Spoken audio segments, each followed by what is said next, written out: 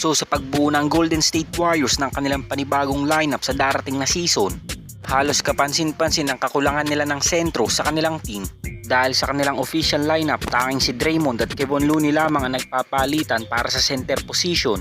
At naging malaking problema na rin nila ito last season, na kung saan kapag may nakakaharap silang mga dominanteng big man sa kanilang mga games, halos wala na nga nagagawa si Draymond at Kevon Looney pagdating sa depensa.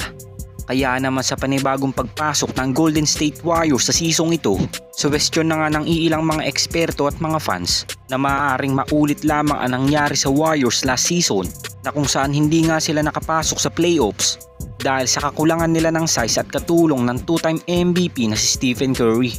Ganun pa man, ayon nga sa inilabas na report ng Clutch Points, naging kapansin-pansin nga ang isang post ng isang Warriors fans. Dahil sa kanyang post ay kinakailangan nga dong i-acquire ng Golden State Warriors si Robert Williams upang masolve na nga ang kanilang problema pagdating sa depensa. Well, kung magiging addition man si Robert Williams sa team ng Warriors next season, magiging malaking bagay ito para kay Draymond Green at Kevon Looney, lalong-lalo na sa two-time MVP na si Stephen Curry. Dahil bukod sa spacing na maibibigay ni Williams kay Steph, mas makakapag-focus na nga rin si Draymond Green sa kanyang trabaho bilang playmaker ng Warriors, at si Kevon Looney naman na magsisilbing backup center ng kanilang team.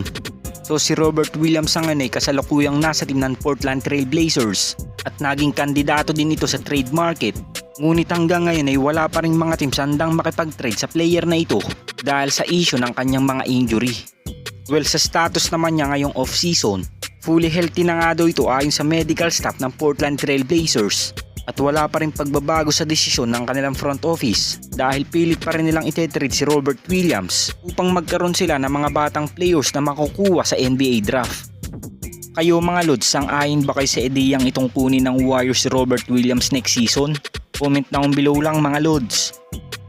Samantala sa pag-trade ng Golden State Warriors kay Jordan Poole papuntang Washington Wizards upang makuha si CP3, maraming mga fans ang nanghinayang sa naging desisyon ng Warriors front office dahil si Jordan Poole na nga ng inaakalang papalit sa two-time MVP na si Stephen Curry bilang franchise player ng Golden State Warriors. Ngunit nag-iba nga lang ang ihip ng hangin sa batang player na ito dahil matapos nga lang nitong mabigyan ng napakalaking kontrata. Dito na nga lumaki ang kanyang ulo at nagyabang sa kanilang mga veteran players. At alam na nga nating humantong pa ito sa altercation nila ni Draymond Green dahil sa pag-iiba na nga ng ugali ni Jordan Poole. Ganun pa man sa pagkakatrade nga niya sa Washington Wizards at matapos ng kanyang isang season sa team na ito, nag-post naman ito sa kanyang IG story ng kanyang iba't ibang larawan noong nasa team pa ito ng Golden State Warriors. At palaisipan naman ito para sa mga Warriors fans dahil ramdam nga na parang gusto nitong makabalik sa dati niyang team. Dahil kung nananatili pa rin si Jordan Poole sa Dubs, siguradong mame-mentor nga siya ng maayos ni Steph at posibleng siya rin ang hirangin pumalit sa two-time MVP kung sakali magdesisyon na itong magretiro sa NBA.